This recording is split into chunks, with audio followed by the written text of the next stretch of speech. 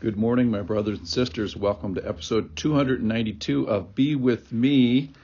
And today we're going to do something completely different. What I'd like you to do to start our little meditation today is I want you to look down at your feet right now. And let's just ask the question, do you know where your feet are right now? Now, of course, this sounds like a ridiculous question because at this moment, I know what room I'm in. I know I'm in my favorite green chair. I know I'm in my living room. I know the house address that I'm in. I know the city I'm in. I know the country. I know where I am on the world right now. It's a ridiculous question. But I was having breakfast with a friend yesterday, and we were describing our stories of being in the woods and being lost for a moment. So what I want to do is I want to identify the square that you're on. So can you look down at your feet right now and identify the square, your location, the square that you're on? And the chances very much are, yes, you can. But there was a point in my life, which makes a long story, where I looked down where my feet were, and I did not know where my feet were. So I was in the woods, group of people on a canoe trip, and we were seriously lost in the wilderness. Terrifying moment. That's the first thing that happens is when you realize that you don't know where your feet are. It's terrorizing. That's the bad news. The good news is it brings out sort of this DEFCON 4 of woodsmanship of let's try to figure out where we are. So then you say, well, I want to get back to where the point is if you've ever been lost in the woods, it's not where do I need to go? It's the real question is, where am I? And today's story is a story about spiritual geography, if you will. So I'm asking the question, do you know where you are? And so we're in the story of the prodigal son, the so-called prodigal son, three main characters, the father and then two sons. We have a younger son and an older son. The younger son is the one who goes out and has all the sexual dalliance and then comes back. And then this older son is the theme of today's story.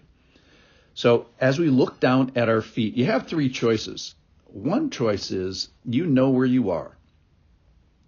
Likely that's where you are today. But we're going to look at the prodigal son is about two people who didn't know where they were. So the first choice is you know where you are. The second choice is you don't know where you are, and you know that you don't know where you are, and you declare yourself lost. That's the first son. The third choice is you don't know where you are, but you think you do, so you actually are lost, but you don't think you're lost, and that's the worst position to be in, and that's really what the second son is all about. So let's read the story, and then we'll make some comments about that. So the first son comes back, they do everything, kill the fatted calf, literally put a ring on his finger, robe on him, sandals on his feet. There's music, there's dancing, and then we get to the second son. Here we go. Now his older son was in the field. And as he came and drew near to the house, he heard music and dancing. And then the funny part of the story is he doesn't go in. He doesn't, like, if you came back to your house and you heard music and dancing, wouldn't you go in and see what the heck was going on? And he called one of the servants and asked what these things meant. And he called to him, your brother has come, and your father has killed the fattened calf, because he has received him back safe and sound. But he was angry and refused to go in. His father came out and entreated him. But he answered his father, look, these many years I have served you, and I have never disobeyed your command. Yet you never gave me a young goat that I might celebrate with my friends. But when this son of yours came, who has devoured your property with prostitutes, you killed the fattened calf for him. And he said to him, son, you are always with me, and all that is mine is yours. It was fitting to celebrate and be glad, for this your brother was dead and is alive, and he was lost and is found."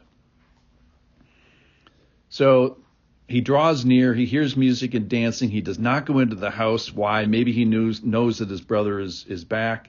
He's almost like positioning himself, looking for a fight, looking for a situation. We know a couple things. We know that the father is wealthy enough to have a field far enough away that when there's music and dancing, this son can't hear it, and a lot of this stuff takes place before he gets back. He's probably mad because the loss of an inheritance, even if it's to another person, the second son's wealth has in a way been damaged. Even if he gets his full inheritance, sort of the landscape of how much land the family owns is now decreased. He doesn't understand the deadness of the younger son. The only way to understand this incredible celebration is to understand the deadness. We talked about that yesterday. But what I want to really emphasize today is this lostness of the second son. So when you're lost and you ask the question, "Where am I?" the first son answered the question correctly. He said, "I am lost. I've totally estranged myself and lost my money and in this sexual dalliance and in a foreign country." So he realizes that he's lost, and then he pulls out DEFCON 4 and he goes to the remedy of finding his way back and restoring himself to his family, etc. The second son that we're talking about today, same situation in the sense, is he asks the question, maybe he's standing outside the house, "Where am I right now?" And he, in his self-righteousness, says, "I'm not lost," which is worse. So who's the good son in a sense is the lost one who realizes that he's lost, as opposed to this guy who thinks he's not lost. So as we look down today, we'll talk a little bit more about the younger son or the older son and how he messes up and how he can get back. But I think it's important today is to identify the square you're on. Do you know where you are spiritually, your spiritual geography? Or are you lost and you could admit it versus lost and think you're okay? So Lord, give us eyes to see lostness if we're lost.